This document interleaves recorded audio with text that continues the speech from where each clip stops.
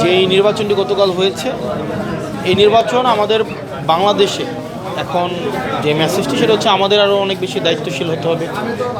আমাদের সবাইকে অ্যাকোমোডেট করে প্রত্যেকটা নাগরিকের অধিকার রক্ষায় আমাদেরকে সচেষ্ট হতে হবে। আমাদের দেশে যাদেরকে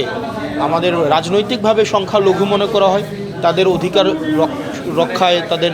অধিকার সুরক্ষায় আমাদেরকে আরও বেশি সচেষ্ট হতে হবে, যাতে করে একটা বৈশ্বিক একটা বার্তা যায়। বাংলাদেশ হচ্ছে, তারা তো বেসিকলি হচ্ছে আমাদের যারা রাজনৈতিকভাবে সংখ্যালঘু যাদেরকে মনে করা হয়, কিন্তু যারা আমরা মনে করি যারা আমাদের এই ইতিহাস ঐতিহ্য বাংলাদেশের সভ্যতা উৎপত্তির একটি অবিচ্ছেদ্য অংশ, আমাদের হিন্দু বৌদ্ধ খ্রিস্টান, আমাদের যে সাম্প্রদায়িক যে সম্প্রীতির যে বাংলাদেশ, সেই সম্প্রীতির বাংলাদেশকে সবসময় নেতিবাচকভাবে উপস্থাপনের যে একটা